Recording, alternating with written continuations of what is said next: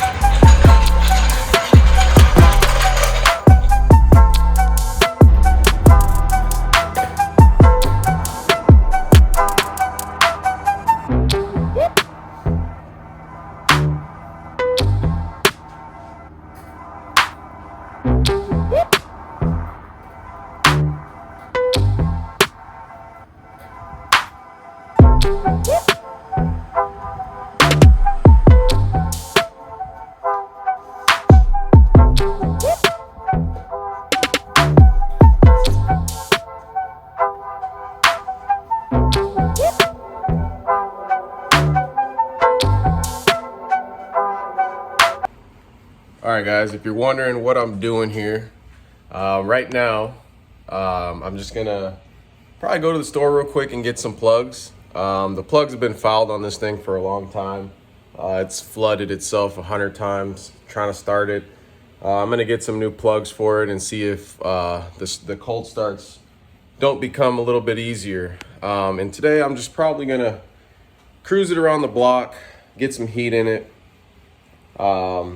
And I'm gonna be making, so today the video is gonna be about how I purchased the car and how it is in its current state and what the plans are for the car and what I'm gonna be doing first to the car. So stay tuned for the next clip. All right, so I got my nice Harbor Freight socket and wrench, spark plug socket. Just gonna get in here, pull plug, so I have a reference, so I can take it to the parts store and get the correct plugs for this thing. I don't know much about this car. I got it from my boss, and this car has been built like this for a very long time. And you know, as years go by, he's forgotten what's all done to this thing. He knows that there's a lot done to it, but you know, parts wise, we're kind of shooting in the dark on what this thing is, but or what's in the motor. But here's the plugs right now. They're really got a little bit of a timing mark on there, which is nice. But yeah, they're really black, and you can definitely tell they've been flooded and they've been in there for a while. So we're gonna see NGK BKR5E. So we're gonna go ahead and get the identical plugs. And also what I'm gonna do is I'm gonna measure that gap So the gap between, that gap you see in between there, I'm gonna measure that gap and mimic that with the new plugs. So we'll see where we're at.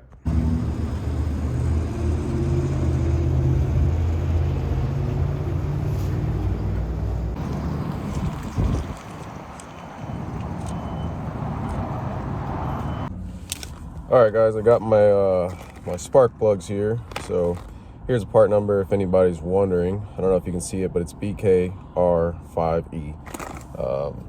I don't think that would cross over for any of you guys' projects unless you have a 306 small block Ford. But anyways, we got the plugs. I'm in the charger right now. I needed gas anyway, so I said, you know what, might as well take the charger out. This car is so much fun, man. Like, there was another like SRT Jeep that pulled up and sounded all good and stuff and kind of eyeballing me. And then as soon as I, you know, kind of left the gas station, I made a right, you know, right back in front of the gas station. I stabbed it and it's just like straight to the limiter. It shifts real quick and then just it sounds so disgusting, man. I try to be real easy with this car because I just don't need that kind of attention, and I just, you know, try not to get in trouble. But I'm pretty responsible with it for what this thing is. I feel like I'm pretty responsible. So yeah, we'll get back to the house and put these plugs in. So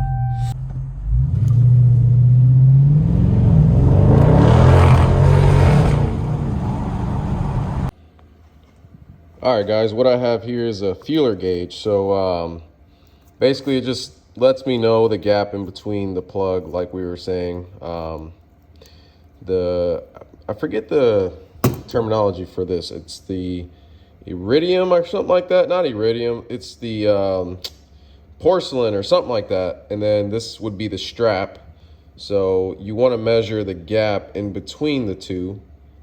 And the reason why you do that is because when you get a lot of fuel, and a lot of times fuel can wipe the spark out if the strap is too big. And if the strap is too small, a lot of times you're not allowing the spark to jump the gap and create a big enough explosion. So you're pretty much, you got to find that happy medium. So I'm just going to go off of what I see here, and then I'm going to write that down in my notes because I need to keep notes with this car.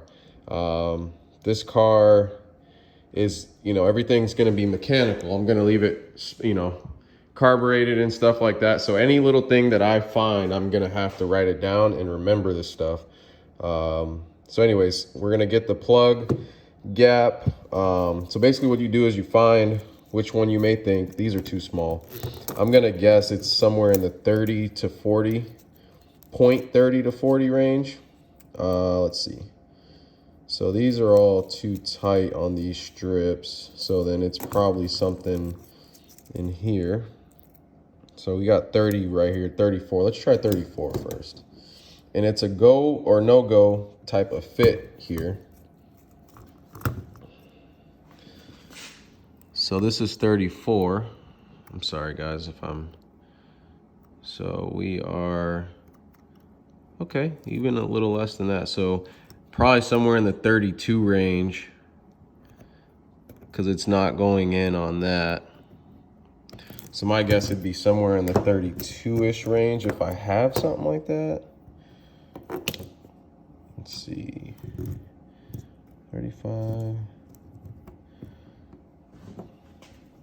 Let's try that again.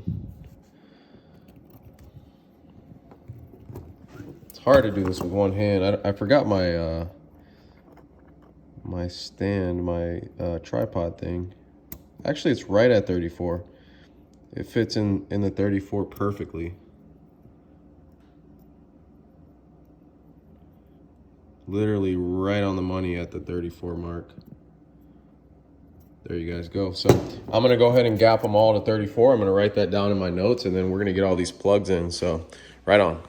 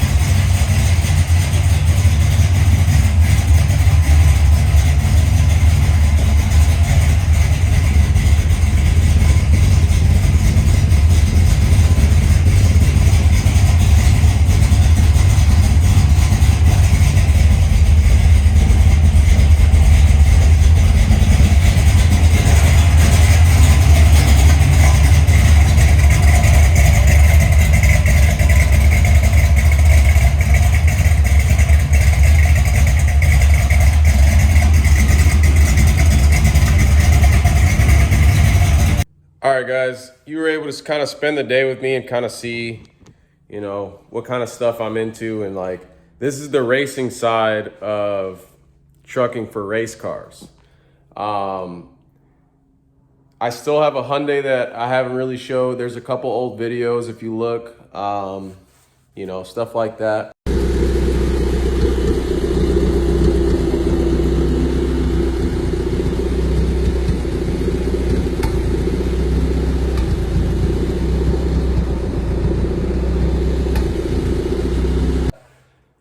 But you were able to kind of see what I started with.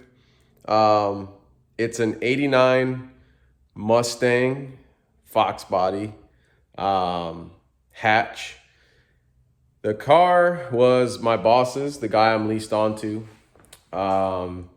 Story behind it, it's a street car. He just pretty much ran it up and down the track. I think he did some bracket stuff with it. Ran it really good on motor, and then it's on like 100 shot of nitrous. So it's nothing crazy. It's a 306 small block Ford. It's been bored out. The thing is it's been so long since he's messed with the car. We don't remember what internals it has. But when he got ready to do things, he said he spared no expense for the 306 platform. 302 platform bored to a 306. So he spared no expense, man. There's a lot of money sitting here. He gave me a killer deal on the car. So shout out to Jeff. Gave me a killer deal on the car and pretty much put me in the game with this thing. For a while there, I kind of just wanted to, you know, pull the motor out, go LS. I've got an LS block sitting here. I've got a bunch of LS parts that I've accumulated so far and stuff like that. I wanted to go LS turbo, but this late in the season, it's February. So this late in the season, for me to go and pull the motor out, try to find a buyer, motor, transmission, nitrous kit, all this stuff, it really doesn't make sense for me to pull a running and driving motor out. Also, my outlook on it is I've never had a chance to get my feet wet with a carburetor. I've never worked on one. I don't really know much about them. So it's kind of going to be a good learning experience. I know enough about how things work that I feel like it'll be an easy transition, but I can't learn unless I do. That's just the way my brain works, and so on and so forth. So yeah, guys, that's how my brain works. I have to learn by doing, not necessarily by reading and watching videos and all that. Like, that gets you kind of with an idea ballpark. But once you see why every action has a reaction, then you start to really learn. The light bulb starts to really go off. Transmission in this thing has a C4 transmission, has some really nice converter that we don't even know what it is. Like, there's a bunch of money in this car, and my original plan, like I said, I was gonna sell all this stuff because everyone always says that, you know, if you can get a running and driving car, Ford, all that Ford stuff is worth so much money that you'd be able to almost fund an LS build. And that was my original goal with this car, was to make that fund my LS build. Well, I don't know if that's gonna be possible right now. So my plan right now, I ordered a 10-point roll cage from Team Z. I ordered mini tubs. I ordered the tubular front end, and I ordered motor plates.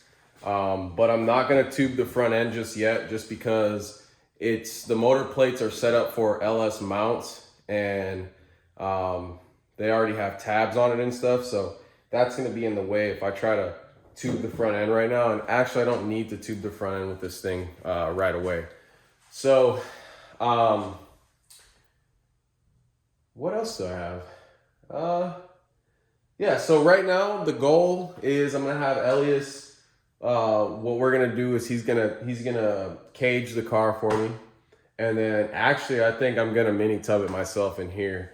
We'll see if I get around to doing it, but I have a welder, I have all the tools to cut everything out and mini tub it myself. So I'm really considering saving myself some money and saving him some time while I don't have any projects going on and I have the room right now. I'm really considering starting to pull the interior out and mini tub the car myself. That's probably what I'm gonna do. So we got to mini tub it. So before it's race ready, because the season is gonna start here pretty soon. So before the car is race ready, I'd like to cage it, mini tub it, put my steering column in it. I got a steering column for Christmas. It's a Motion Raceworks steering column with a MPI steering wheel. It's a lightweight steering column. So I'd like to put that in. And then also I'm gonna get rid of these seats. So these are Corbos. They're a really nice seat. Very, very nice seat. But for me, you know, I'm a Peterbilt driver, man. I gotta sit low. And those don't allow you to sit very low. I'm sure you could make it work and get them lower, but they really don't allow you to sit low. And I'm not a fan of like big leather seats in a race car. So Jeff's gonna trade me Kirky seat. He has a Kirky seat sitting at the house. So he's gonna trade me Kirky seats, and I'm gonna take that passenger seat out, and then this is gonna have 2 Kirky seats in it, lightweight, and I'm gonna mount it to the ground. I have to sit low. That's how I feel comfortable in a race car. Like, if I feel like I'm sitting too high, I'm not comfortable at all in something fast. I need to sit low so I can actually feel what's going on and feel like I'm in the car. Those seats, you feel like you're on top of the car. I don't like that. But yeah, man, there's no point in me getting rid of what I have. I have a turnkey race car right now. The way it's all worked out, it is what it is. So the season of 2022, I'm just gonna leave it the way it is. Also, guys, one more thing that when I first got the car, and I had been trying to make a deal with Jeff over this car for maybe 2, 3, no. The time that I started working for him, okay, story time. When I first started working for him, I had a clean, I'm gonna have to insert a picture, a clean 4-cylinder notchback, red. Dude, it was like a 2-owner Fox body. I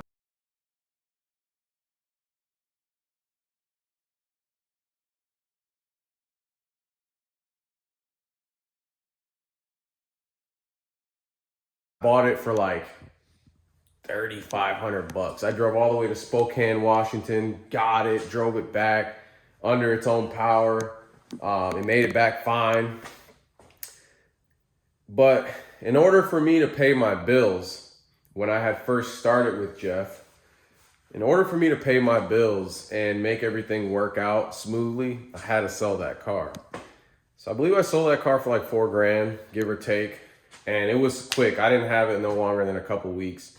And it hurt my heart because a notchback was like my number one. Like, there wasn't anything better than that. And it was so clean. The interior was flawless. I'm gonna insert pictures. Interior was flawless. And I had told Jeff, you know, like, I really want a Fox.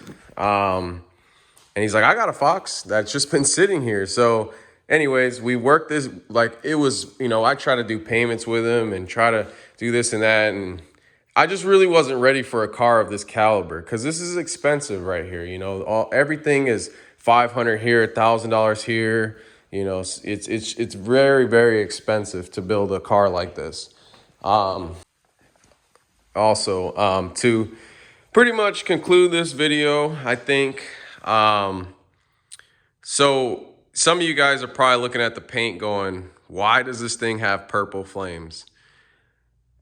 Trust me, that was one of the things when I first got the car, or when I had first was gonna make a deal with the car, that was such a turnoff to me, that it was a hatchback and it had purple flames, and I felt like it was so out of date. And I told Jeff, I'm like, I love it, but man, for me to change the paint, for me to like do all these things, like I'd almost rather just find, like, cause I didn't want the motor and transmission. I was never even gonna run it at all. Like, first thing I was gonna do when I first got it is I was gonna pull it out and just, but I'm like, man, it's running and driving, like, why not? You know, the car's been like 10.3 or 10.4 or something like that, he was telling me. And, you know, it's a fast enough car to at least learn, you know, it's going to be consistent. You know, I'm going to be able to learn what bar changes will be able to make the car do what, doing stuff to the suspension, the front suspension is going to make the car do what. I'm going to learn those things. So that's why I'm like, you know, I might as well just keep it. But for me to sit here and color change it, do all this, it turns into more of a project than what I want right now. I'm not mad at the flames. I mean, I was forever. But someone who did these flames really killed it. I mean, look at how the purple goes from purple. And you see how it starts fading off to that pink? Like someone just, and there, you can't feel this is smooth. All the way across, that's smooth. Someone did a really, really good job on the paint. And then the white is almost like a really, really nice metallic-y pearl white. So I really wanted to get rid of the flames and basically repaint it all white, because I wouldn't mind it being white. And then I also wanted to do like a Motion Raceworks drag wing back here, color match it white. I mean, but for right now, what I have here, I mean, this is a solid little setup. Minus the flames, you know, they'll go one day. And all that other stuff, you know, eventually you guys will see this car become what I want and what I've always wanted in a race car. Hopefully this car gets me where I've always wanted to go. And this is a good platform. This is a good start. And I hope that it gets me to meet a lot of great people. And I hope that it teaches me all the things I've always wanted to learn. So I think that'll conclude the video and conclude the overview of my 89 Fox Body Mustang, guys. So as always, thank you guys for watching. Thank you guys for supporting. I wanted to break up all of the trucking content because right now we're in such a bad time of the year, you know, with the you know, road spray and the water, you know, the rain and the muddy yards. I've been losing like my motivation to make videos about that stuff because the truck looks disgusting. My mood is like bad because, you know, like I'm just exhausted because of the gray cloudy skies all the time. And then, you know, the video looks the same. I feel like the videos start looking the same. But as soon as the weather breaks here, you guys will start seeing some more trucking stuff. You know, I'm always thinking of stuff to, you know, videos to make about the truck. So that's never going to stop. But I just think that it'd be nice to kind of add this into the catalog also, and kind of split up some of the viewership, because this is why I truck, and that's why the name of the channel is Trucking for Race Cars. So as always, guys, thanks for watching. I'll be trying to hit you guys with as much content as I can. Like, comment, subscribe. Let me know what you don't like. Let me know what you do like. Hit that notification bell, and I'll see you guys on the next one.